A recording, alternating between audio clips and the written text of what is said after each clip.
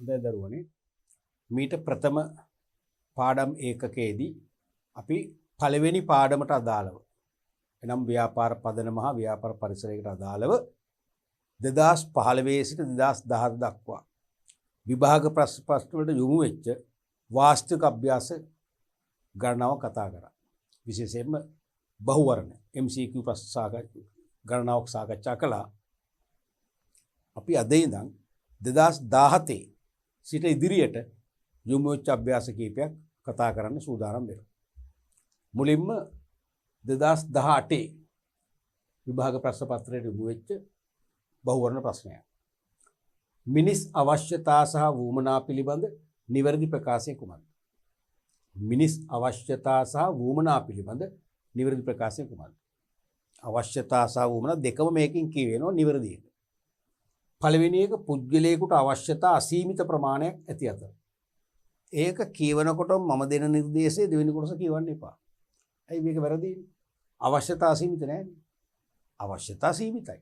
මිනිසාට ජීවත් වීමට පවතින අවශ්‍යතා සීමිතයි. ආහාර, ඇඳුම්, නිවාස, සෞඛ්‍ය පහසුකම්, ප්‍රවාහනය වගේ කීපයයි තියෙන්නේ. නමුත් වුමනා තමයි අසීමිත. ඒ නිසා මේක කියවන්න ඕනේ නෑ උඩට. අසීමිත ප්‍රමාණයක් වුවම වැරදි. වුමනා ඇත්ත සීමිත ඒත් වැරදි. කොහොමද? පළවෙනි එක වැරදි. දෙක ව්‍යාපාරිකයෙකුට අවශ්‍යතා නිර්මාණය කළ හැකි අතර. ඒකත් ලේසි. එතනින්ම කට් කරන්න පුළුවන්. ඇයි? ව්‍යාපාරිකයට අවශ්‍යතා නිර්මාණය කරන්න බෑ. කිසිදු සමාජ බලවේගයකටත් ඒ දේ කරන්න බෑ. වුමනා පුළුවන් නිර්මාණය කරන්න. අතර වුමනා නිර්මාණය කළ නොහැකි. ඒකත් වැරදි. වුමනා නිර්මාණය කරන්න පුළුවන්. ඒ දෙකම වැරදි කම්ප්ලීට්. 3. අවශ්‍යතා පොදු වන අතර. හරිද ඒක? හරි නේද? අවශ්‍යතා හැමෝටම පොදුයි. උදාහරණයක් වශයෙන් කුසගින්න කියන කායික තත්වයේදී ලෝක හැමදෙනාටම අවශ්‍ය වෙන්නේ ආහාර පාන මිසක මේ ගල් වීදුරු කන්න නෙවෙයි. තේරෙනවද? ආහාර පාන එනම් පොදුයි. අවශ්‍යතා පොදු වන අතර වුමනා පුද්ගලයාගෙන් පුද්ගලයාට වෙනස් වෙයි. ඒක හරි. පැහැදිලිව හරිනේ. එහෙනම් උත්තරය ඒක තමයි. අපි ඒ කියවමු ස්ටෑන්ඩ් බයි ඊළඟ දෙක. ආදරය, ආහාර, ආරක්ෂාව, කාර්මික අධ්‍යාපනය අවශ්‍යතාවලට නිදසුන් කිහිපයක් වේ. හරිද? ආහාර නම් හරි. අවශ්‍යතාවය. විවිධ ආහාර වර්ග තමයි වුමනා කියන්නේ. හරිනේ. ආහාර අවශ්‍යතාවයක්. පාන්, බත්, පීස ඒව මොනවද? වුමනා. ආරක්ෂාව අවශ්‍යතාවයක්. දෙමාපිය ආරක්ෂාව වුමනාවක්. පොලිසිය ආරක්ෂාව වුමනාවක් නේ. එහෙනම් ආරක්ෂාවත් හරි. කාර්මික අධ්‍යාපනය. කාර්මික අධ්‍යාපනයත් වුමනාවක්. අධ්‍යාපනයකුත් අවශ්‍යතාවයක්. කාර්මික අධ්‍යාපනය කියන්නේ එක පැත්තක්. විශ්වවිද්‍යාල අධ්‍යාපනය තව පැත්තක්. වාණිජ්‍ය අධ්‍යාපනය තව පැත්තක්. එහෙනම් ඒක වුමනා. ආදරය. ආදරයත් මොකක්ද? අවශ්‍යතාවයක්ද වුමනාවක්ද? ආදරයත් මොකක්ද? අවශ්‍යතාවයක්ද වුමනාවක්ද? පැහැදිලිවම අවශ්‍යතාවයක්. අවශ්‍යතාවයන් ඒකේ විවිධ ප්‍රභේද තියෙන ඒ වුමනාවක්. නේ? දෙමාපිය ආදරය. එහෙම නැත්නම් පෙම්වතුන්ගේ ආදරය, පෙම්වතියන්ගේ ආදරය, මිත්‍රයින්ගේ ආදරයනේ ඒවා. ඒ නිසා මේකත් වැරදි. මේ ඔක්කොම අවශ්‍යතා නෙමෙයි. තේරුණාද? මොකද කාර්මික අධ්‍යාපනය පැහැදිලිවම වුමනාවක්. වුමනා තෘප්තිමත් කර ගැනීමට පුද්ගලයෙකු යම් නිෂ්පාදිතයක් තෝරා ගැනීම අවශ්‍යතාව වේ. පැහැදිලිවම වැරදි. ඒක වුමනාවක්. හරිනේ? එහෙනම් පැහැදිලිම උත්තරේ තුන්වන උත්තරේ. අපි ඊළඟ ප්‍රශ්නෙට යමු වෙමු. ඒකත් 2018 විභාග ප්‍රශ්නයක්. MCQ ප්‍රශ්නයක්. නිෂ්පාදිත වර්ගීකරණයේ ගලා යෑම හා ඒට අදාළ උදාහරණ නිවැරදි දක්වා ඇති පිළිතුරු කුමක්ද? නිෂ්පාදිත වර්ගීකරණයේ ගලා යෑම හා ඒට අදාළ උදාහරණ නිවැරදිව දක්වා ඇති පිළිතුරු කුමක්ද? පළවෙනි එක ස්පෘශ්‍ය. ස්පෘශ්‍ය කියන්නේ මොකද්ද? ස්පර්ශ කරන්න පුළුවන්. අස්පෘශ්‍ය ස්පර්ශ කරන්න බෑ. ස්පර්ශ කරන්න පුළුවන් නම් බහන්න හරි. කල් නොපවතින හෝ කල් පවතින ප්‍රශ්නයක් නෑ. ඊළඟට මෝටර් වාහන. මොකද කියන්නේ? මෝටර් වාහන කල් නොපවතිනද? නැහැනේ, කල් පවතිනනේ. මෝටර් වාහනේ මේ මාසෙන් දෙකකින් විනාශ වෙන්නේ නැහැනේ. අවුරුදු ගාණක් පාවිච්චි කරනවානේ. අපි නැතත් අපි වික්කම් පස්සේ වෙන කෙනෙක් හරි පාවිච්චි කරනවානේ. ඒ නිසා මෙන්න මෙතන තමයි එතන අවුල තියෙන්නේ. කල් නොපවතින එකත් එක්ක මැච් වෙන්නේ නැහැ. උත්තරේ වර්ධින්න යන්න එතන. තේරුණානේ?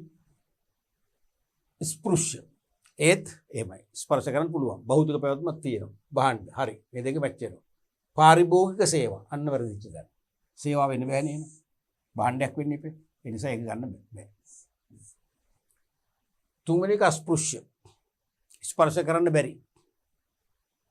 ස්පර්ශ කරන්න බැරි කියන භෞතික පැවැත්මක් නැහැ. එහෙනම් සේවා ගැලපෙනවා. ඍජු සේවා ගැලපෙනවා. බැංකු සේවා ගැලපෙනවා. හරිනේ. එහෙනම් පිළිතුර ඒක තමයි. අස්පෘශ්‍ය සේවා ඍජු සේවා බැංකු. මොකද බැංකුවක් ඍජුව ගනුදෙනු කරන සේවා සපයනවා. මම හිතන උත්තරේ ඒක තමයි කියන්නේ. තියමුකෝ. හතරවෙනි එක අස්පෘශ්‍ය. ඒ කියන්නේ සේවා. භාණ්ඩද නැහැ. එහෙනම් පැහැදිලි මෙතන වැරදි. ඒකත් ගන්න බෑ. ඊළඟට ස්පෘශ්‍ය. ඒ කියන්නේ ස්පර්ශ කරන්න පුළුවන්. භාණ්ඩ. හරි. භාවිතය අනු රක්ෂණය. අන්න රක්ෂණය වැරදුනේ. රක්ෂණයේ සේවාවක්. මෙතනට ආවම මොන හරි භාණ්ඩයක විස්තරයක් උත්තරේ හරි. එහෙනම් මේකත් වැරදි. ඒකට නිවැරදි උත්තරේ මේක තමයි. තුන්වෙනි උත්තරේ. මේ විභාග ප්‍රශ්නය 2018 ප්‍රශ්න පත්‍රයේම යොමු වෙච්ච හොඳ ප්‍රශ්නයක්.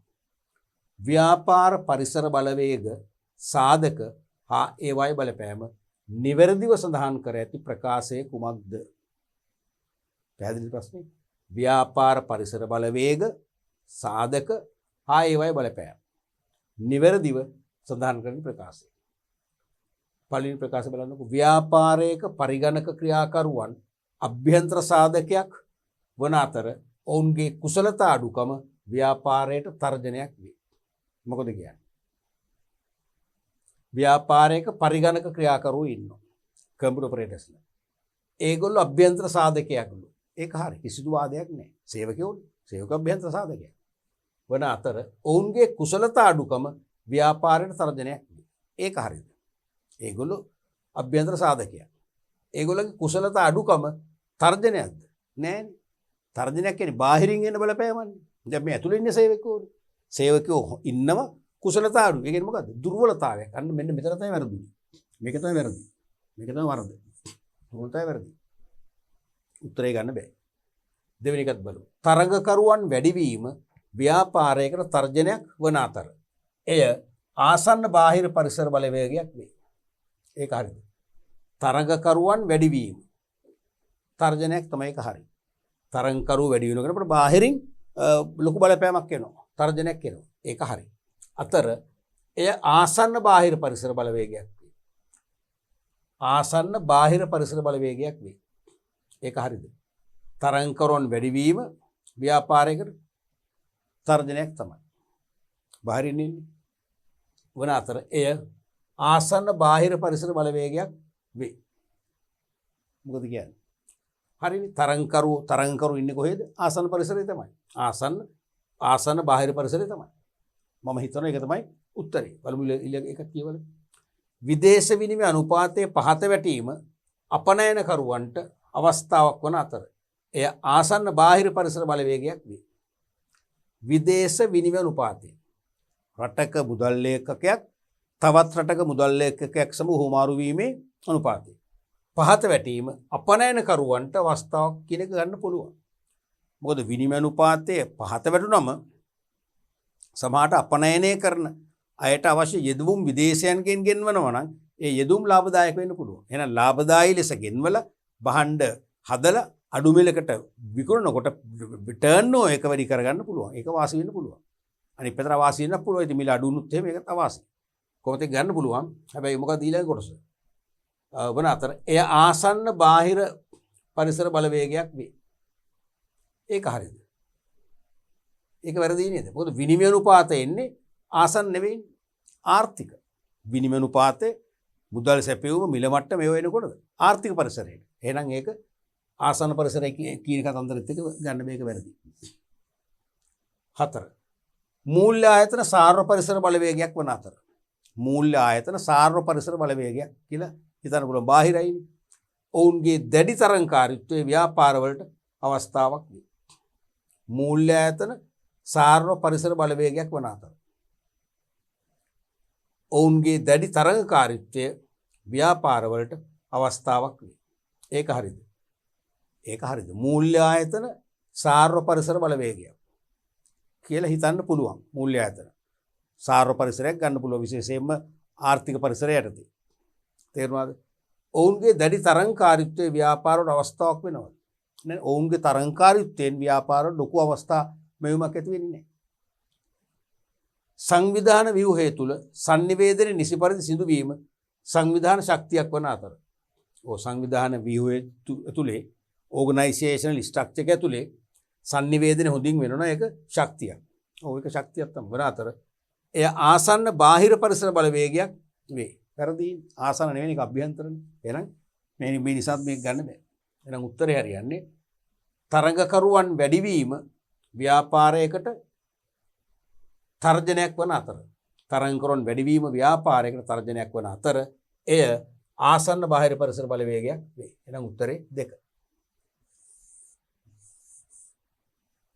ඊළඟ ගැටලුවට යමු. 2019 විභාග ප්‍රශ්න පත්‍රය තුලින් මතුවෙච්ච ගැටලුවක්. ව්‍යාපාර විකාශනයේ අවධි 4 පහත දැක්වේ. ව්‍යාපාර විකාශනයේ අවධි 4 පහත දැක්වේ. අහන්නේ ඉහත සඳහන් ව්‍යාපාර විකාශනයේ අවධි නිවැරදිව අනුපිළිවෙලට දක්වා ඇති වරණය. ව්‍යාපාර විකාශනයේ අවස්ථා 4ම දීලා තියෙනවා. අහන්නේ ඒකේ නිවැරදි අනුපිළිවෙල. තියෙන උත්තරේ කාර්මික විප්ලවයේ මුදල් භාවිතයේ මුදල් භාවිත යුගයේ භාණ්ඩ හුමාරු යුගයේ තොරතුරු ආර්ථිකය. එතකොට මුලින්ම ඇතුනේ මොකක්ද? මුලින්ම ඇතුනේ භාණ්ඩ හුමාරුනේ. මුලින්ම ඇතුනේ භාණ්ඩ මේක තමයි 1. මේක තමයි 1. භාණ්ඩ හුමාරු. භාණ්ඩ හුමාරුවෙන් පස්සේ හුමාරුවේ දුර්වලතා නිසා මිනිස්සු මුදල් භාවිතයට හුරු වෙනවා. මුදල් භාවිතයත් එක්ක ගණදුණු ක්‍රියාශීලී වෙළඳුන් නැති වෙලා වෙළඳපොළ ඉත ව්‍යාපාර තවත් පුළුල් වෙනෝනේ. එහෙනම් දෙවෙනි එක තමයි මුදල් භාවිත යුගය. ඊට පස්සේ කාර්මික විප්ලවයේ 1760ත් 1830ත් කියන අවුරුදු 70 තුළ බ්‍රිතාන්‍ය ප්‍රමුඛ බටහිර රටවල් ගණනාවක නවෝත්පාදන බිහි කරලා රටේ ආර්ථිකමය දේශපාලනමය පරිවර්තනයක් කරනවනේ. නිෂ්පාදනයේ මහා පරිමාණ වෙනවා. අන්න කාර්මික විප්ලවයත් එක්ක මහා පරිමාණ ව්‍යාපාර ඇති වෙන එක තමයි 3 වෙනි අදියර වෙන්නේ. ඊට පස්සේ වර්තමාන යුගයේ තොරතුරු ආර්ථිකය. තොරතුරු තාක්ෂණ යුගයේ වර්තමානයේ තියෙන තොරතුරු ආර්ථිකයක්. ඒ නිසා විද්‍යුත් මුදල් භාවිතා කරමින් විද්‍යුත් ආකාරයට මංගත ක්‍රමයට මාර්ගස්ථ ක්‍රමයට අද ලෝක වෙළඳපොළත් සම්බන්ධ කරගෙන ව්‍යාපාර කටයුතු කරන මහා පරිමාණ නැත්නම් ගෝලීය ව්‍යාපාර බිහි වෙලා තියෙන එක තමයි වර්තමාන එක. ඒක තමයි 4 එන්නේ. උත්තරේ එන්නේ C එන්න මුලින් C B A C B C B A D. එනම් උත්තරේ 5. පැහැදිලි. ඉලීසි ප්‍රශ්නය පහසු එක. ඒවත් ඕගලන්ට එනවා ඉතින්. ඕගොල්ලන්ගේ ඉතින් අපි කියන ලක් එක නේ. වාසනාව ගුණය නුති මේ වගේ සරල ප්‍රශ්නත් කීපයක් වෙන එක ලොකු ශක්තියක් වෙන විභාගෙදී අවශ්‍ය ලකුණු ගන්න. අපි ඊළඟ ප්‍රශ්නය යමු. ඒකත් 2019 විභාග ගැටලුවක්මයි. සමාජීය හා සංස්කෘතික පරිසරයට අයත් මූලිකාංග නිවැරදිව ඇතුළත් වර්ණය තෝරන්න. සමාජීය හා සංස්කෘතික පරිසරයට අයත් මූලිකාංග නිවැරදිව ඇතුළත් වර්ණය. සමාජීය සංස්කෘතික. විශ්වාස හරි. ඒක සමාජීය සංස්කෘතිකයි. අගනාකම් හරි. තාක්ෂණය ගන්න බෑ. තාක්ෂණය වෙනම සාර්ව පරිසරයක් නේ. ඒක ගන්න බෑ. සම්මතත් ගන්න පුළුවන්. සම්මතත් හරි. එහෙනම් සමස්ත උත්තරේ වැරදි මේක නිසා. අගනාකම් හරි. සමාජීය සංස්කෘතික. ආයතන ගන්න බෑනේ. ආයතන ගන්න බෑ. මේක ගන්න බෑ. වයස් ව්‍යුහය ඒකත් ගන්න බෑ. ඒක ප්‍රජානි. ඒකත් වැරදි. සම්ප්‍රදායන් ඒක හරි. ඒක ගන්න පුළුවන් සමාජය. එහෙනම් සමස්ත පිළිතුර ගන්න බෑ. මොකද සම්ප්‍රදායන් සහ අගනාකම් විතරයි මේකට ගැලපෙන්නේ. අනිත් දෙක බාහිර පරිසරයේ කොටස්. ඊළඟට සිරිත් විරිත් අගනාකම් හා සම්ප්‍රදායන් කියනව ගන්න පුළුවන් සමාජ සංස්කෘතිකට. නමුත් සංවිධාන ව්‍යුහය ගන්න පුළුවන්ද? ඒක ගන්නත් බෑ. ගන්න බෑනේ. ඒක කොටද අයිති වෙන්නේ. ඒක අයිති වෙන්නේ අභ්‍යන්තර පරිසරයට. ඊළඟට විශ්වාස අගනාකම් සිරිත් විරිත් කියනව ගන්න පුළුවන් සමාජ සංස්කෘතියට. නමුත් රෙගුලාසි කොහොමද? දේශපාලන අයිතික. එහෙනම් ඒක ගන්න බෑ. මෙන්න මේ රෙගුලාසි නිසා. මොනම වැරදිද මාක් කරා. ඊළඟට විශ්වාස අගනාකම් සිරිත් විරිත්තා සම්ප්‍රදායන් ට්‍රෙඩිෂන්ස් අන්න පැහැදිලිවම සමාජ සංස්කෘතික පරිසරයේ මූලිකාංග නිවැරදි පිළිතුර අඩංගු වෙන්නේ පස්වන පිළිතුර.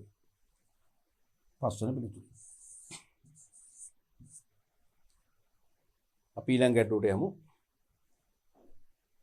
මේකත් 2019 විභාග ප්‍රශ්න පත්‍රය තුලින් යොමු වෙච්ච MCQ ප්‍රශ්නයක්මයි බහුවර්ණ ප්‍රශ්නයක්මයි.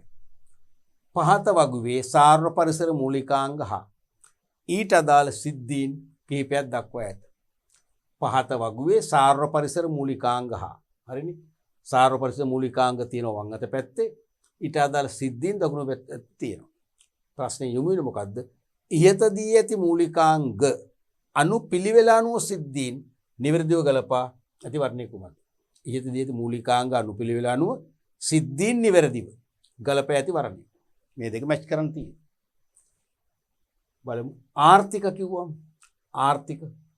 ආර්ථික පරිසරයක මොකක්ද හරියන්නේ? දේශගුණයේද නෑක ස්වභාවික, කම්කරු නීති රීති නෛතික, නව නිෂ්පාදන ක්‍රමයන් නම් තාක්ෂණික. මොකද විදේශ විනිමය අනුපාතය වෙනස් වීම. විදේශ විනිමය අනුපාතය මිල මට්ටම උද්දමනය ආදායම විෂමතාවය තමයි එන්නේ ආර්ථික වලට. එහෙනම් මේකට හරියන්නේ D. එකට හරියන්නේ D.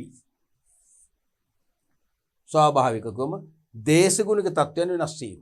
නිරන්තරයෙන් මේ දවස්වල වෙන දැන් බලන්න අද වෙනකම් ලංකාව පුරාම කදිකට මාස ගාණක් තිස්සේ වැසිනේ. දැන් අද සම්පූර්ණ වැස්සේ නැහැ වගේ කාන්තාර දේශගුණයක් වෙන්න හිරු පායනවා. අන්න එහෙනම් ඒක ස්වභාවික පරිසරයේ ගුණාංගයක්. ඒ තාක්ෂණික පරිසරයේ නව නිෂ්පාදන ක්‍රමයක් සොයා ගැනීම. අලුත් නිෂ්පාදන ක්‍රමයක් සොයාගත්තා නම් ඒක තාක්ෂණයේ ප්‍රතිනිර්මාණයක් වෙනවා. එහෙනම් ඒකයි තියෙන තාක්ෂණයටයි. එහෙනම් ඒකට හරියන්නේ C. නෛතික නීතිමය පරිසරය නව කම්කරු නීති රීති බල ගැනීම. එහෙනම් ඒකයි තියෙන්නේ නෛතික B.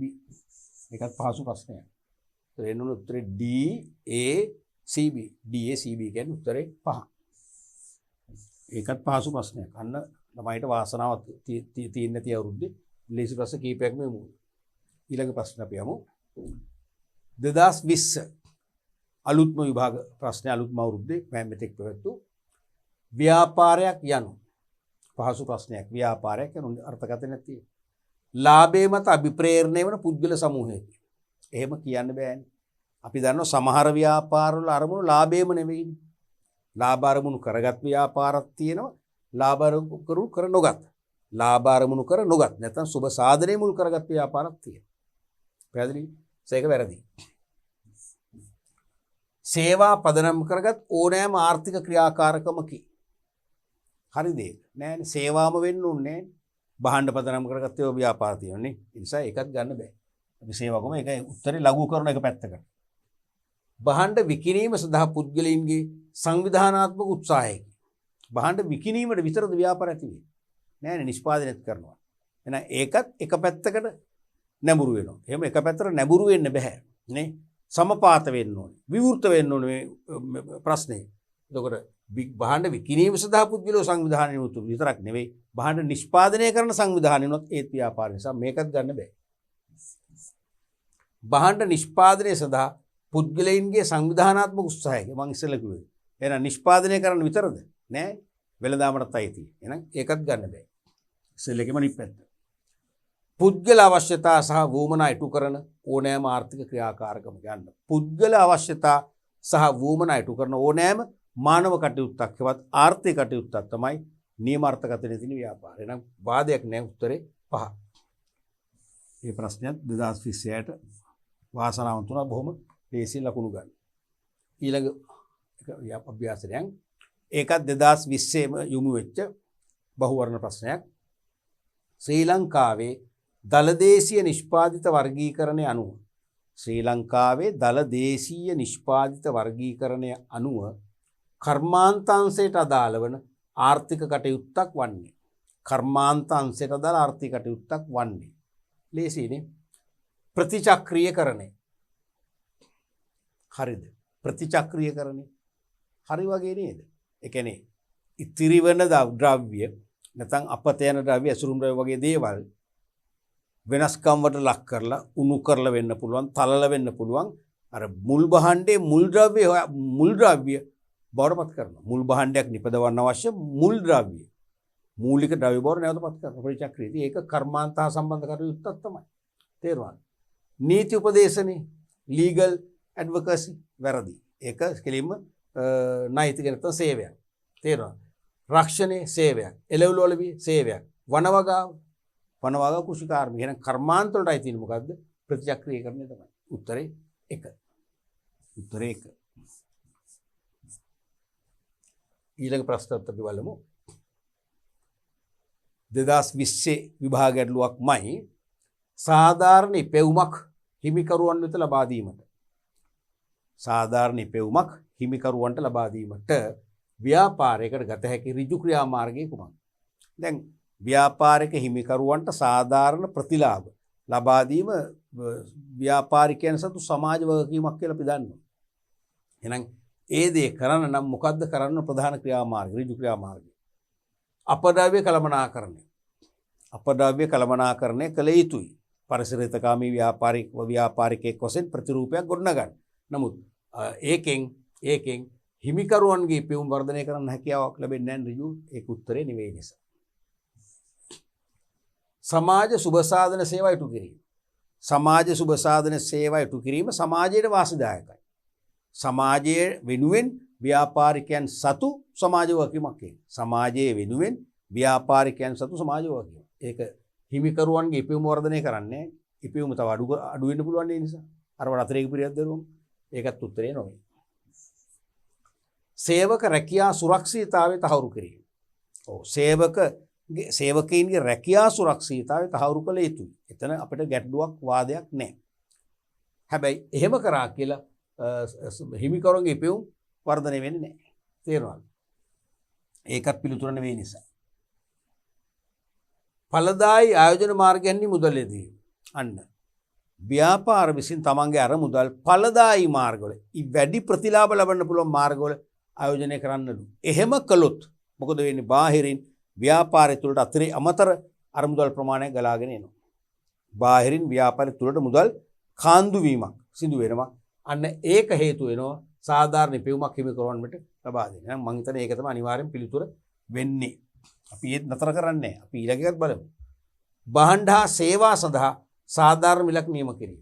භාණ්ඩ හා සේවා සඳහා සාධාරණ මිලක් නියම කරොත් යම් ප්‍රමාණයක ඉපයුමක් හිමිකරුවන් ලැබෙන්න පුළුවන්. ඒක 100%ක් විශ්වාස කරන්න බෑ. හොඳම පිළිතුර තමයි 4 වෙනි එක. මේකත් ප්‍රශ්නකාරය 4 වෙනි එක. වැරදිලාවත් දරුවනි. මේකේ 4 වෙනි උත්තරේ නැති වුණා කියන්නකෝ. 4 වෙනි උත්තරේ නැතුව ඉතුරු උත්තර 4 විතර තිබුණා කියන්නකෝ. එහෙමනම් උත්තරේ 5 අනිවාර්යෙන් තෝරන්න. තේරෙනවද? මොකද භාණ්ඩ හා සේවා සඳහා සාධාරණ මිලක් නියම කරාම මොකද වෙන්නේ? සාධාරණ මිලට කැමැත්තක් දක්වනවා. සාධාරණ මිලට විශාල පිරිසක් ආකර්ෂණය වෙනවා. කවුද? ගනුදෙනුකරු. ඒකෙන් විකුණුම් සහ ලාභ වැඩි වෙනවා. ඒකෙන් ඉහළ ඉපයුමක් ලබන්න පුළුවන්කම ලැබෙන හිමිකරුවන්. නමුත් ඊට වඩා ඍජු උත්තරේ තියෙනවා 4 වෙනි එක. නිසා අපි 4 ගන්නවා. 4 නොතිබුණා නම් තමයි මම 5 කිව්වේ. පැහැදිලිද? පිළිතුර 4. ඊළඟ ප්‍රශ්නයක් යමු.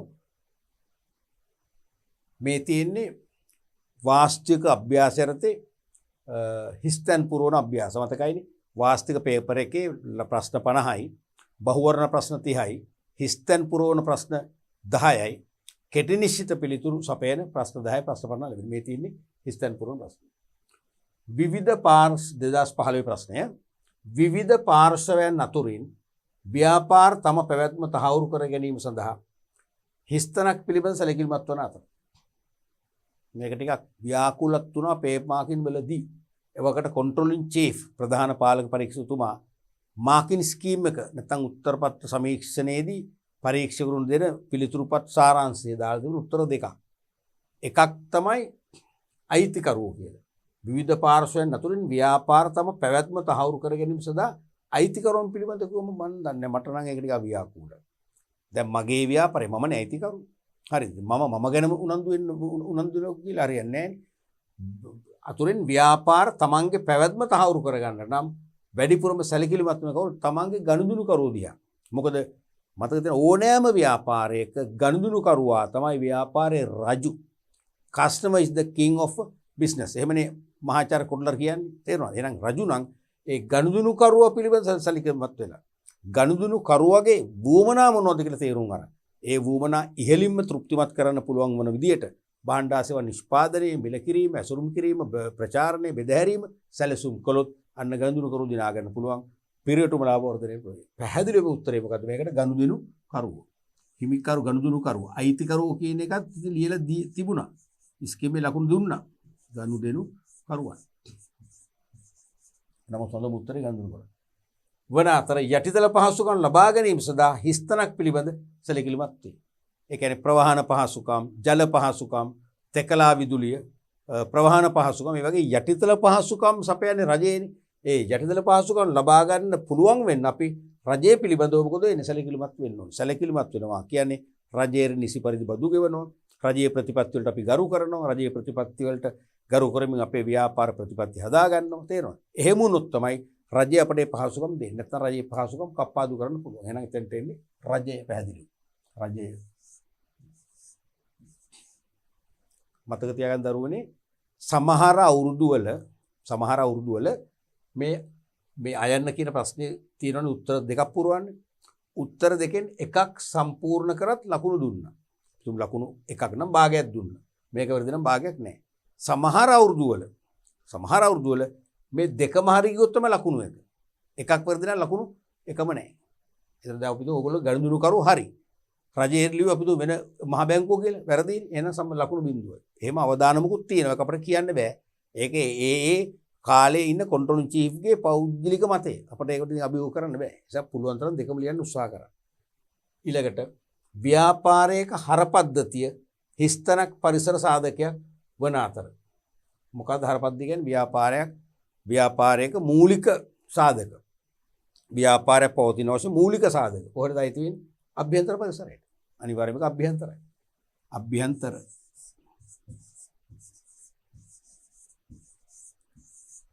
අභ්‍යන්තර සාධකයක් වන අතර තාක්ෂණය තියෙන කොහටද? තාක්ෂණේ බාහිර. ඔන්න තාක්ෂණේ බාහිර. හොඳට මතක තියාගන්න මේක 2015 ස්කීම් එකක් ගියලා පෙන්නන හොඳට මේකේ පැහැදිලිවම ස්කීම් එකේ තියෙනවා බාහිර නේ මොකද්ද? සාර්ව තාක්ෂණය අයිති වෙන්නේ සාර්ව පරිසරයට. දැන් මෙහෙමනේ පරිසරයේ කොටස් දෙකයි අභ්‍යන්තර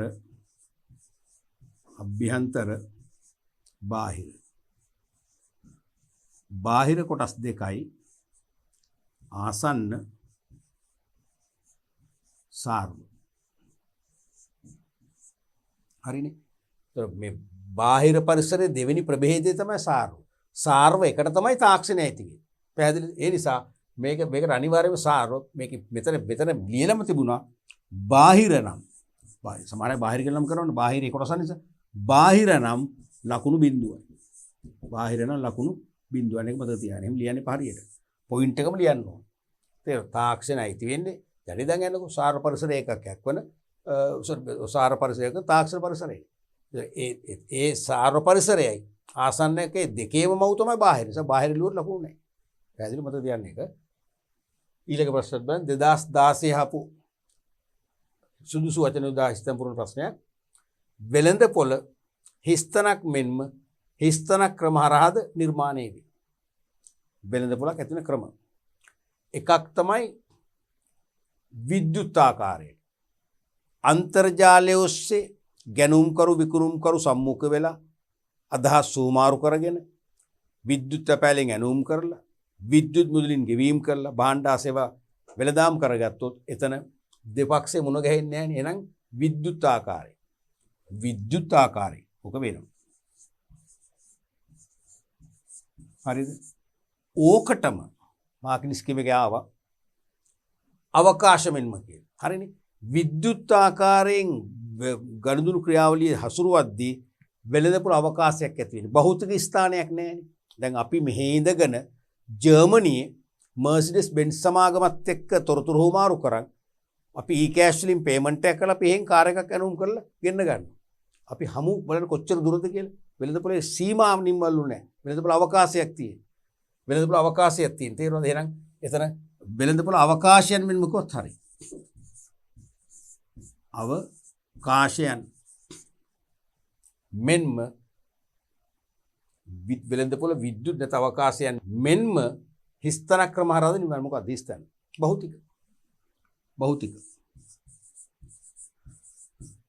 භෞතික ඕන්න ස්ට්‍රෝක් එකක් ස්ථාන. මෙතන විද්‍යුත් වලට සමගාමී පදය භෞතික අවකාශයන්ට සමගාමී පදේ ස්ථාන කරාද නිර්මාණය සම්ප්‍රදායක වෙන්නේ ගැනුම් කරු විකුණුම් කරු හමු වෙන නිසා වෙළඳපොළ ස්ථානෙම වෙනවනේ. පාරිභෝගිකයා විසින් භාණ්ඩයේ මිල ගුණත්වය හා මෝස්තරය සැසඳීමෙන් පසු මිලදී ගන්න. පාරිභෝගිකයෝ භාණ්ඩයේ මිල ගුණත්වය ඒ වගේම මෝස්තරය සමහර ප්‍රයෝජන ආදී සාධක ඔස්සේ සැසඳීමකින් පස්සේ මිලදී ගන්න මොන භාණ්ඩද? සාප්පු භාණ්ඩ. සාධක කීපයක් ඔස්සේ සමජාතීය භාණ්ඩ අතර තේරීමක් කරලා මිලදී ගත්ත මොකද ඒකට කියන්නේ? සාප්පු භාණ්ඩ. සාප්පු භාණ්ඩ වන අතර විශේෂිත ප්‍රයත්නයකින් තොරව විශේෂිත මහන්සියක් වෙන්නේ නැහැ. වැඩි කාලයක් ගත කරන්නේ නිරන්තරයෙන් මිලදී ගන්න. ඒ කියන්නේ මිල අහන්නේ භාණ්ඩ ප්‍රයෝජන අහන්නේ අපි දන්නෝ නිතර මිලදී ගන්නවා. මොනවද? පහසු භාණ්ඩ. කන්වීනියන්ස් ගුඩ්ස් පහසු භාණ්ඩ. පහසු භාණ්ඩ. පැහැදිලිනේ? මේ හිස්තන් ප්‍රශ්න ලේසි නෑ. මම ඉස්සෙල්ල පාඩම් මේක කිව්වද මම මතක් කරා. පේප්මාකින් අත්දැකීමෙන් මම කිව්වා ඕගොල්ලෝ පාසල් වල උත්තර පත්‍ර පරීක්ෂණ සම්බන්ධ ගුරුවරු කියලා දෙයි. ඒගොල්ලෝ අහන්න පුළුවන්. මේ වාස්තික පේපර් එකේ 90%ක්ම අඩුම ලකුණු ගන්න මේ හිස්තැන් වලට. මොකද හිස්තැන් ටිකක් අමාරු ළමෙන් හිතන්නේ. සමස්ත විෂය නිර්දේශය න්‍යායාත්මක කොටස මුලින් ඉඳන් පැහැදිලිව තේරුම් අරගෙන මතක ගබඩාවේ තියාගත් අයට පමණයි. තියාගන්න අයට පමණයි මේක ලියන්න පුළුවන්. එහෙම ලියන්න බෑ. තේරුණාද? දැන් MCQ එකේ කොහොම හරි කරකවන්න පුළුවන්. මම දැක්කේ දැන් MCQ 30න් සාමාන්‍යයෙන් 20 ඇවරේජ් ඕන කෙනෙක් ලියනවා. 22 23 ලිව්වොත් B 25 පැන්නොත් අනිවාර්යයෙන් මේ ඒක ඉන්නවා. මොකද උත්තර තියෙනවනේ එතන. උත්තර තියෙනවනේ. සිලෙක්ට් කරන්න තියෙන්නේ මෙතන උත්තර නැහැ. අපි උත්තර ගේන්න නිසා සමස්ත දැනුම තියෙනවා. තේරුණාද? ඒක පරිස්සම් කරන මිස්තම් පුරන ප්‍රශ්න ලේසි නෑ. ඊළඟට 2016 විභාග ප්‍රශ්නයක් තවත් මිස්තම් පුරන ප්‍රශ්නයක්. ආයතනයක අයිතිකරුවන් කළමනාකරුවන් හා සේවකයන්ගේ විශ්වාස වටිනාකම් ආකල්පයන් ආදී මත. තේරුණානේ? මූලිකව මේක එන්නේ අයිතිකරුවන්ගේ තමයි වඩා හොඳ. අයිතිකරුවන්. මොකද අයිතිකරුවන් කළමනාකරුවන් සේවකයින්ගේ තුන්ගොල්ලම දැම්මට කමක් නැහැ. වඩා ප්‍රබලම සාධක අයිතිකරුවන්. මේ උන්ගේ විශ්වාස වටිනාකම් ආකල්පයන් ආදී මත සංවිධානය මොකක් සකස් වෙන්නේ? සංවිධාන සංස්කෘතිය නැත්නම් කෙටියෙන් සංස්කෘතිය. සංස්කෘතිය සකස් වෙන්නේ. රජයට අවශ්‍ය කෙටි කාලීන ණය සපයා ගැනීම සඳහා ශ්‍රී ලංකා මහ බැංකුව විසින් මොනවද නිකුත් කරන්නේ? මහජනයාගෙන් රජයට කෙටි කාල ණය ගන්න අවශ්‍ය වුණා මහ බැංකුව නිකුත් කරන භාණ්ඩාගාර බිල්. අපි කෙටියෙන් කියන භාණ්ඩාගාර බාබිල් කියලා. භාණ්ඩාගාර බිල් කියන්නේ කෙටි කාල ණය උපකරණ රජය නිකුත් කරන අතර මධ්‍ය හා දිගු කාලීන ණය සපයා ගැනීම සඳහා මැදි හා දිගු කාල ණය සපයා ගන්න මහ බැංකුව රජයේ වෙනුවෙන් මහජනයාට නිකුත් කරන්නේ මොනවද? බාබෑ. නැත්නම් අපි කියනවා භාණ්ඩාගාර බැඳුම් කර. භාණ්ඩාගාර බැඳුම් කර.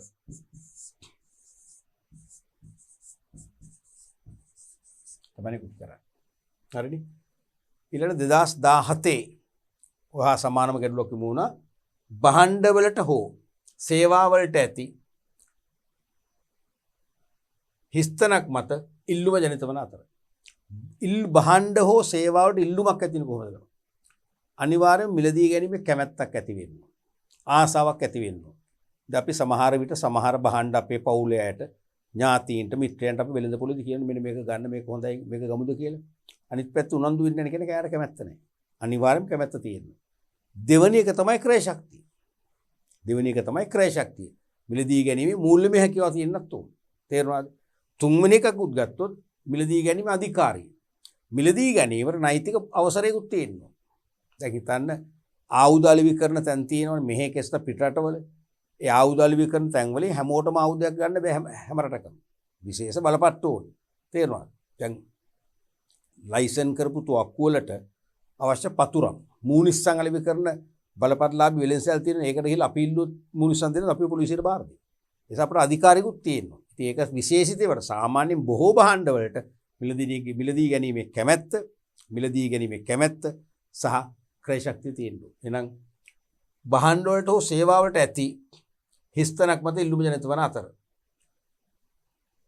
මොකද්ද? කැමැත්ත ආසාව ඇති කැමැත්ත මත ඉල්ලුම ජනිත වන අතර හිස්තනක් මගින් ඒ සඵල ඉල්ලුමක් වෙන්න සැබෑ ඉල්ලුමක් වෙන්න මොකද්ද වෙන්න ඕනේ? ක්‍රය ශක්තිය තියෙන්නත් ඕනේ. අපි කැමැති සල්ලි නැත්තම් මොකද ඉල්ලුමක් නෑ. කැමැති සල්ලි තිබුණොත් අපි ඉල්ලුම් කරේ නම් ක්‍රය ශක්තිය මගින් තමයි සඵල ඉල්ලුමක් කරන්නේ. ක්‍රය ශක්තිය.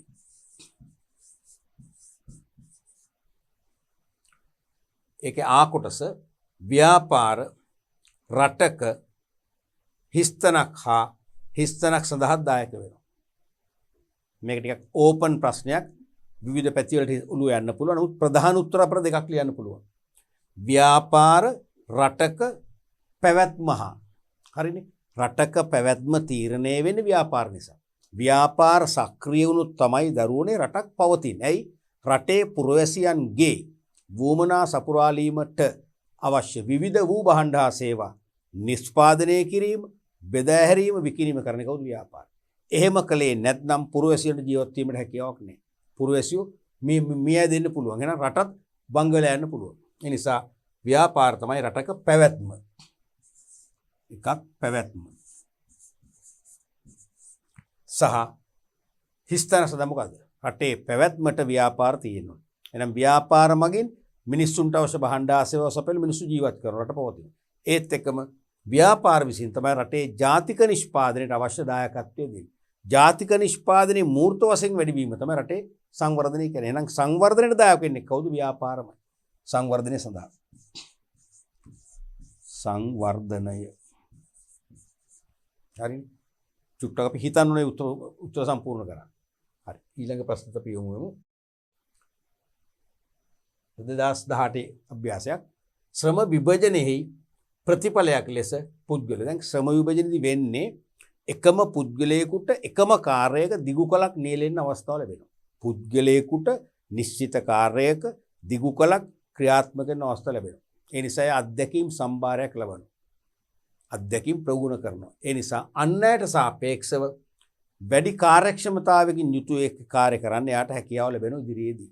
අපි ඒකට කියන මොකද්ද? පුද්ගල විශේෂීකරණය නැත්නම් ශ්‍රම විශේෂීකරණය. එහෙනම් ශ්‍රම විභජනයේ ප්‍රතිඵලයක් ලෙස පුද්ගල විශේෂීකරණය ඇති වෙන අතර පුද්ගල විශේෂීකරණය. පුද්ගල විශේෂීකරණය ඇති වෙන අතර අතිරික්තයේ නිෂ්පාදනයේ හුමාරුව තුලින් හිස්තනක් බිහි වේ. මොකද්ද? අතිරික්තය හදලා නිෂ්පාදනය කරලා ඒක අන් අයගේ අතිරික්තය සමග හුමාරු කරගත්තම මොකක්ද ඇති වෙන්නේ? මොකක්ද ඇති වෙන්නේ? වෙළඳ පොලක් නැත්තම් වෙළඳාමක් නිර්මාණය වෙනෝනේ. වෙළඳ පොළ වෙන අතර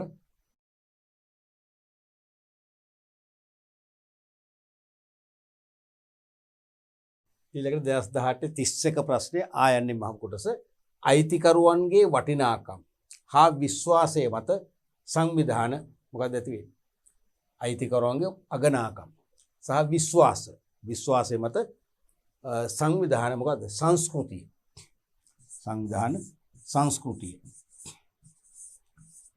සංස්කෘතිය ගොඩනැගෙන අතර එහි නොගැලපීම සංවිධානයට මොකද්ද වෙන්නේ? සංවිධාන සංස්කෘතිය හිමිකරුවන්ගේ ආගම් මාසබෙදී වටිනාකම් සහ විශ්වාසයමකින් නැති වෙනවා. ගොඩනැගුණට අතර එහි නොගැලපීම. අපි මේක ව්‍යාපාර සේවකෙන් ගැලපෙන්නේ නැහැ. හැම දිනකටම පිළිගන්න බෑ. නොගැලපෙන තත්ත්වයක් නම් මොකක්ද ඒක? දුර්වලතාවය. ඒක අනිවාර්යම දුර්වලතාවයක්. තේරුණා? දුර්වලතාවයක් වේ.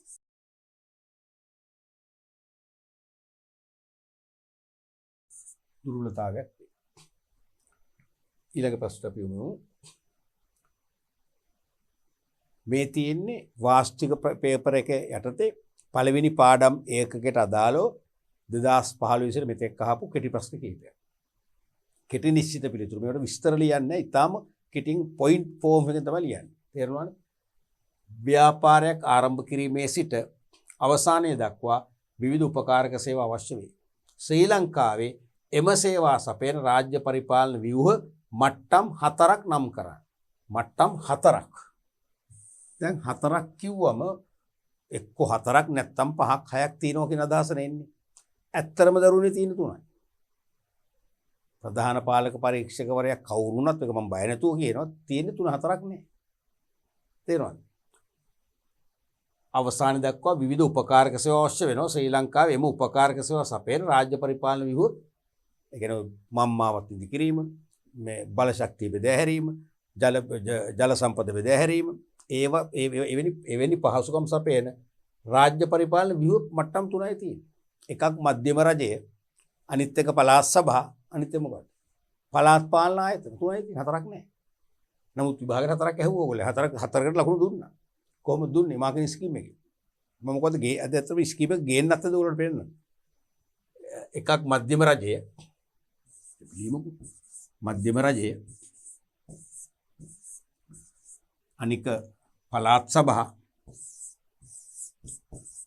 පළාත් සභා. අනික පළාත් පාලන ආයතන. පළාත් පාලන ආයතන. පළාත් පාලන ආයතනයේ එක ලෙවල් එක කාණ්ඩයක්. ඒ යටතේ තියෙන ප්‍රභේද කීපයක්. මොනවද? ප්‍රාදේශීය සභා, නගර සභා, මහනගර සභා. ඉතින් අතරම දාන්න ඕනේ පළාත් පාලන ආයතන. ඒතර හතරවෙනි එකක් නැහැ මොනවද? නමුත් මේ දෙක දාලා මාර්කින් ස්කීම් එකේ පෑනෙන් ලියවල තියෙනවා. මේ සැරේ ටීචර්ස්ලා වුණා පළාත් පාලන ආයතන, නගර සභා. එක්ක නගර සභා, මහනගර සභා. එක්ක ප්‍රාදේශීය සභා, නගර සභා. එක්ක ප්‍රාදේශීය සභා, පළාත් පාලන. මම කියන එක තේරෙනවද? මේක වරද? දැන් පළාත් පාලන ආයතන කියන්නේ මූලික ශීර්ෂය නම් ඒක එකක් තමයි මහනගර සභා. මහනගර සභා. දෙවෙනි එක තමයි නගර සභා. තුන්වෙනි එක තමයි ප්‍රාදේශීය සභා. එතකොට මේකෙදි දෙකක් වශයෙන් මේ දෙකක් දැම්මට කමන්නේ නැහැ කියමුකෝ. මහනගර සභා, නගර සභා. එක්ක ප්‍රාදේශීය සභා, නගර සභා. මෙන්න මේකත් එක දාන්න කියන එක. මේ හෙඩින් එකත් එක දාන්න කියන මම කියන එක තේරෙනවද? නමුත් අපි මට තේරෙන්නේ ඒක ඇයි කියලා ඒක පරීක්ෂකවරයා ඒක වරදව ගත්තේ. මේකේ හරිම දැන් ලියනවා නම් ඉතින් කරන්න දෙයක් නැහැ. 4ක් අහපු නිසා අපිට දාන්න පුළුවන්. මහනගර සභා. නැත්නම් නගර සභා. නගර සභා. අනිත් එක ප්‍රාදේශීය සභා. නම් නැවත කියනවා මේ දෙකම තියෙන එකම රේඛාව එකම ලයින් එක. හරි නෝක 3යි අහන්න පුළුවන්. සැපෙවුම් කරුවන් ව්‍යාපාරයකට තර්ජනයක් විය හැකි ආකාර 4ක් සඳහන් කරනවා. ගොඩක් උත්තර ලියත හැකි. දැන් ව්‍යාපාරයේ සැපෙවුම් කරු ඉන්නවනේ. ඒ ව්‍යාපාරයේ සැපෙවුම් කරුවෝ ව්‍යාපාරයට තර්ජනයක් වෙන්න පුළුවන් අවස්ථා තියෙනවා. ශක්තියක් වෙනවා, වෙලාවට අවශ්‍ය භාණ්ඩ සපයනවා, අවශ්‍ය ගුණත්වයෙන් සපයනවා, ඒ අවශ්‍ය මිලට සපයනවා ඒ වගේ. ඒක අනිත් පැත්ත තමයි තර්ජනයක් කියන්නේ. මොකක්ද? අවශ්‍ය වේලාවට සපයන්නේ. අවශ්‍ය වේලාවට සපයන්නේ නැහැ. ඒක තර්ජනය. තේරුණාද? අවශ්‍ය වේලාවට සපයන්නේ නැහැ. එක්ක අවශ්‍ය වේලාවට සපයන අවශ්‍ය ප්‍රමාණය සපයන්නේ නැහැ. අවශ්‍ය වේලාවට සපයනවා, අවශ්‍ය ප්‍රමාණය සපයන. ඒක තර්ජනයනේ. වේලාවට අපිට දෙනවා ඒකක 5000ක් වුණා ඒකක 2000ක්. ඒකත් ගැටලුව. නේ? ඒ වගේ. අවශ්‍ය වේලාවට සපයන්නේ නැහැ. අවශ්‍ය වේලාවට ලබා නොදීම. අනික අවශ්‍ය ප්‍රමාණය ලබා නොදීම. අනිත් එක සාධාරණ මිලකට ලබා දෙන්නේ වැඩි මිලකට නේ. එතකොට ඉහළ මිලකට සැපයීම. ඒකත් තරජනේ අපිට. සැපයීම. එහෙම නැත්නම් කොන්දේසි දානවා. කන්ඩිෂන්ස්. දැඩි කොන්දේසි වලට අපි යටත් කරලා සපයන්නේ. අපි සපයන්නම් හරියටම සතියින් චෙක් එක දෙන්න ඕන. චෙක් එක කෑෂ් වෙන්න ඕන. චෙක් එක වැරදිලා අගරු වුණොත් 25ක් අපට වැඩිපුර ගෙවන්න ඕන. ඒ වගේම අපි එවන බහඬ අපි බාන්නේ නැහැ. ඕගොල්ලන්ගේ සේක ලව්ව අන්ලෝඩ් කරව ගන්න. ගොඩ බා ගන්න. කොන්දේසි ගොඩක්. ඒකත් ලඩක් නෙනේ. ලියන්න දැඩි කොන්දේසි.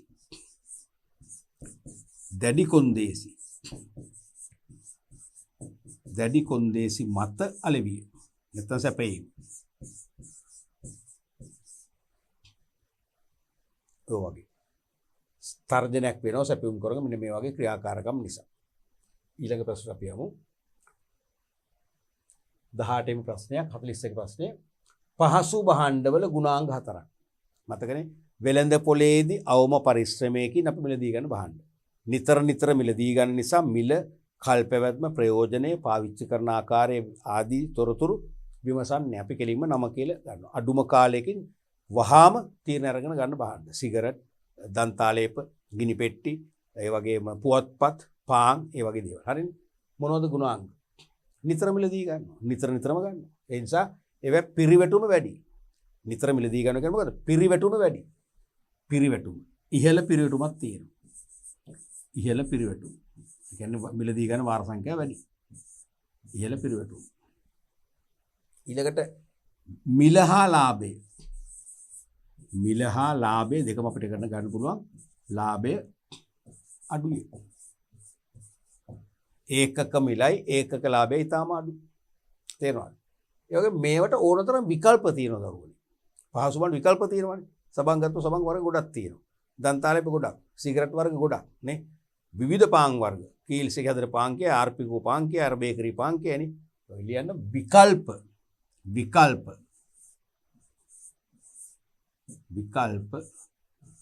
බහුල වේ. විකල්ප බහුලයි. ඔය කෙටිම ලියන්නේ මේක. ඒත් එක්කම මේ පහසු භාණ්ඩ මිලදී ගන්න ගත කරන කාලය ඉතාම අඩුයි. වෙළඳ පොලේ මිලදී ගන්න ගත කරන කාලය අඩුයි. නැත්නම් මිලදී ගැනීම තීරණ ඉක්මන්. මිලදී ගැනීම ඉක්මන් තීරණ මගින් කරනවා නේ. ඉක්මන් මිලදී ගැනීම තීරණ. ඉක්මන් මිලදී ගැනීමේ තීරණ. ඔයගේ මූලික ලක්ෂණ කීපයක් අපිට දක්වන්න පුළුවන් පහසු භාණ්ඩවල. ඊළඟට 42 ප්‍රශ්නේ 2018ෙම ඇල්මැති පාර්ශව කරුවෙකු ලෙස රජය පාසල් කෙරෙහි අවධානය යොමු කිරීමට බලපාන හේතු හතරක් කියන්න. ඇල්මැති පාර්ශව කරුවෙකු ලෙස රජයේ පාසල් කෙරෙහි අවධානය. හරි. පාසල් සම්බන්ධ ප්‍රධාන ඇල්මැති පාර්ශවයක් තමයි රජය. ඇයි එහෙම ඇල්මැත් දක්වන්නේ කියලා අහන්නේ. ප්‍රධාන හේතු කීපයක් ලියන්න පුළුවන්. එකක් මොකද්ද? පාසල් වල සිසු විනය ආරක්ෂා කරන්න එපා. ශිෂ්‍යයන්ගේ විනය ආරක්ෂා කරන්න ඕනකමට රජයේ උනන්දුවක් දක්වනවා. විවිධ චක්‍රලේඛ නිකුත් කරන විදුහල්පතිවරුන්ට පළාත් අධ්‍යාපන අධ්‍යක්ෂවරුන් නිකුත් කළ ඒ චක්‍රලේඛයේ විධිවිධාන පාසල තුල ක්‍රියාත්මක කරනවා. ඒකෙන් විනය ආරක්ෂා වෙනවා. ලියන්න සිසු විනය ආරක්ෂා කිරීම. සිසු විනය රැකීමට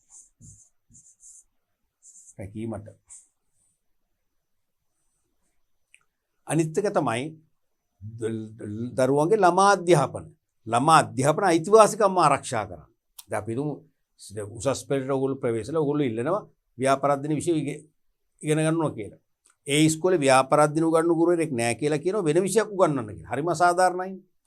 දැන් මම දන්න ළමයෙකුට එක්තරා කොළඹ ප්‍රධාන කාන්තා පාසලක ඒ ළමයා ඉල්ලුවා ICT කරන්න එල් වලට.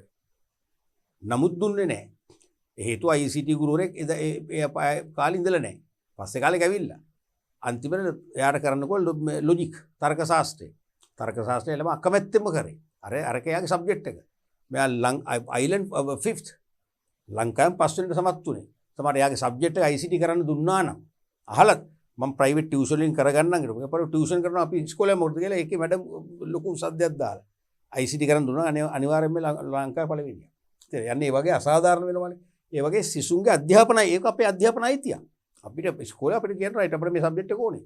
ඉස්කෝලේ ගුරුවරයෙක් නැහැ කියන එක උත්තරයක් නෙවෙයි. අන්න ඒ වෙනි දේවල් වලදී අඩුපාඩු වෙලා ගුරුවරු මාරු කරලා ඒවා හදන්න අනිවාර්යයෙන්ම රජය ව්‍යාපාර කරේ එල්මක් දක්වනවා. දෙවෙනි එක ලියන්න ළමා අධ්‍යාපන. ඒක අපේ අයිති. ළමා අධ්‍යාපන අයිතීන් සුරැකීම. අනිත් එක තමයි ඕනම රජයක් පාසල් කෙරෙහි උනන්දුවක් දක්වනවා අනධ්‍යන සහ අධ්‍යයන කාර්ය මණ්ඩල අයිතිවාසිකම ආරක්ෂා කරන. ඒකත් රජයේ වගකීමන්නේ. අධ්‍යයන කාර්ය මණ්ඩල කියන්නේ ටීචර්ස්ලා. අනධ්‍යන කියන්නේ ගුරුවරු නොවන විවිධ සේවාවල නියුක්තයින් ඒගොල්ලන්ගේ අයිතිවාසිකම් තියෙනවනේ.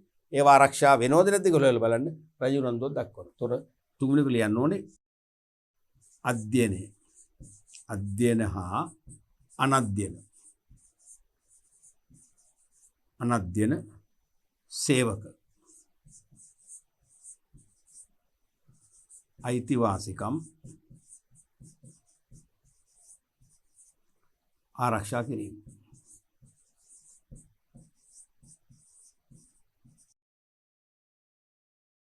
අයිතිවාසිකම් ආරක්ෂා කිරීම. අනිත් එක තමයි රජයක් ඇල්මක් දක්වනවා රටට වැඩදායි පුරවැසියන් ප්‍රමාණයක් බිහි කරන්න පාසල් පද්ධතිය සමත් වෙලා තියෙනවද නැද්ද කියලා රජය දැනගන්න. මොකද රජය තමයි අධ්‍යාපනයට වියදම් කරන්නේ. මුළු ජාතික ආදායමේ 7% විතර අධ්‍යාපනයට වියදම් කරනවා. ඒ කරලා රටට වැඩදායි පුරවැසියන් බිහි වෙනවද කියලා රජය දැනගන්න ඕනේ. ඒක දැන ගැනීමටත් පාසල කරේ උනන්දු වෙනවා. එතකොට වැඩදායි පුරවැසියන්. වැඩදායි පුරවැසියන් බිහි කිරීමට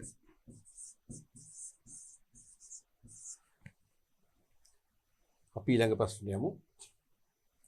2019 විභාග ප්‍රශ්නේ අපද්‍රව්‍ය කළමනාකරණයේ 4R අංග 4 නම් කරන්න. අපද්‍රව්‍ය වේස්ට් මැනේජ්මන්ට් වල අපි කියන 4R concept එකක් තියෙනවා. 4R concept තේරෙනවද?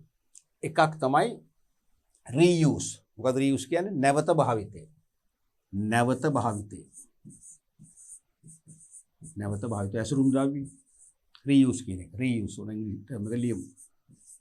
reuse.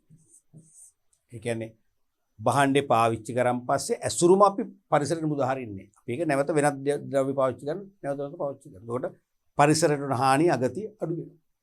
අනිත් එක reduce. reduce. භාවිතය අඩු කිරීම. භාවිතය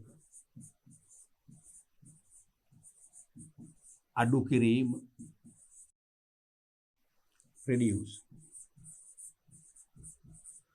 භාවිතය අඩු කරන්න පුළුවන් අපිට. දැන් අනවශ්‍ය දේවල් අපි නිවසට ගේන්නේ. අවශ්‍යම දේ විතරයි ගේන්නේ. සරලව අන්නාස ගෙඩියක් කියන්නකො. අන්නාස ගෙඩිය අර මල නැට්ට දෙකම කපලා දෙනවා. ඩස්බින් එකට දාගෙන ඒ වෙලෙන්දට. අපි අරක විතරක් ගේනවා. ඒක භාවිතය අඩු වෙනවා. අනිත් එක තමයි ප්‍රතිචක්‍රීයකරණය. ප්‍රතිචක්‍රීයකරණය. ප්‍රතිචක්‍රීයකරණය. අපද්‍රව්‍ය තලලා උණු කරලා වැනි ක්‍රම මගින් යම් භාණ්ඩයක් හදන්න අවශ්‍ය මුල් ද්‍රව්‍ය නැවත ලබා ගන්න. එතකොට පරිසරයට මුදාහැරෙන ප්‍රමාණය අඩු වෙනවා නේ. රීසයික්ලින් කියන්නේ. රීසයිකල්.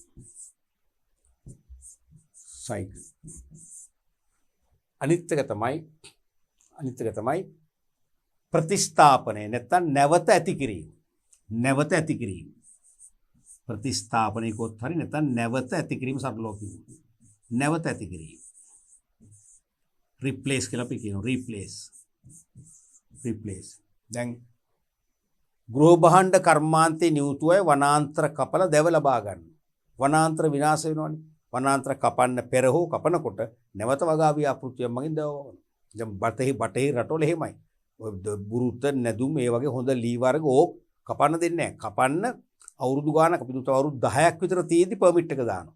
එතකොට කියනවා දැන් ආරම්භ කරපම් මේ ගස් දෙකට ගස් 10ක් වවපන්. එහෙම වැවවල ඒ ගහ නියමිත උසර එනකොට තමයි කපන්න දෙන්නේ. ඒ වගේ වගා ව්‍යාපෘතියක් මගින් නැවත ඇති කරන්න පුළුවන්.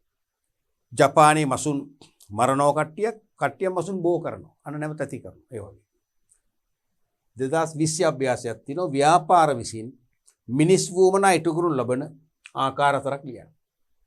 ව්‍යාපාර විසින් මිනිස් වුවමනා ඉටු කරනු ලබන ආකාර හතරක්. ප්‍රධානම හතරයින් තියෙන්නේ. එකක් මොකද්ද? නිෂ්පාදනය මගින්. නැත්නම් භාණ්ඩ හා සේවා. භාණ්ඩ හා සේවා නිෂ්පාදනය මගින්.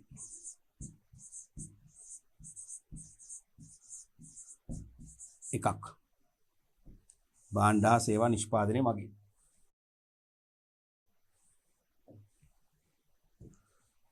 අනිත් එක තමයි ඒ භාණ්ඩ හා සේවා අලෙවි. දැන් සමහර ව්‍යාපාරිකෝ නිපදවනවා. වෙනත් ව්‍යාපාරිකෝ ඒගොල්ලන් අරගෙන මිලදී අරගෙන ගබඩා කරන් සුළු ප්‍රමාණයක විකුණනවා. හරි ඒකත් හරි මොකද හැම නිෂ්පාදකයට මුළු සමස්ත වෙළඳ පොළට මුළු ආර්ථිකයටම අලෙවි කරන්න බෑනේ. ඒ නිසා අලෙවි කිරීමත් මගින් මේ වුමනා ඉෂ්ට කරනවා. ඒතර ලියන්න ඕනේ භාණ්ඩ හා සේවා අලෙවි මගින්.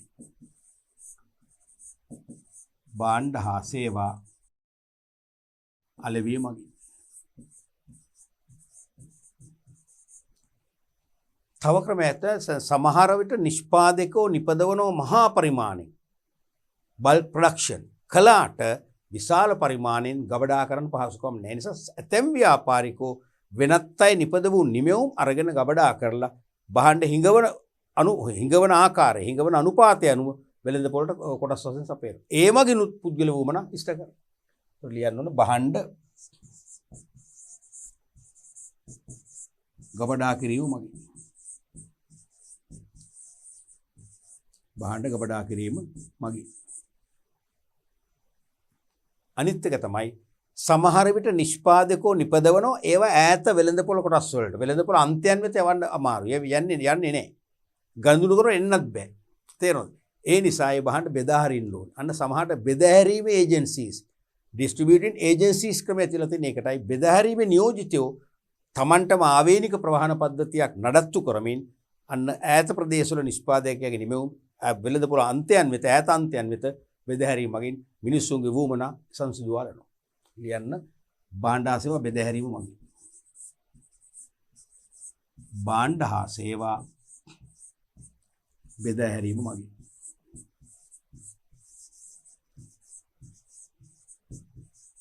ඔය වගේ මූලික ක්‍රම හතරකින් මිනිස්සු වුමනා ඉටු කරන ව්‍යාපාර ක්‍රියාත්මක වෙනවා.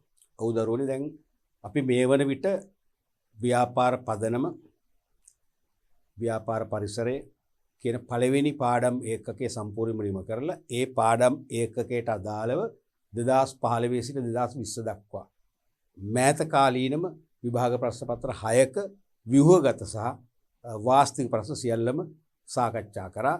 පිළිතුරුපත් සමීක්ෂණයේදී ලකුණු ලබා දෙන ආකාරය සහිතව මම හිතන්නේ ඒකෙන් ලොකු අවබෝධයක් ඔබට ලැබෙන්නේ නැති සමස්ත පාඩම පිළිබඳව.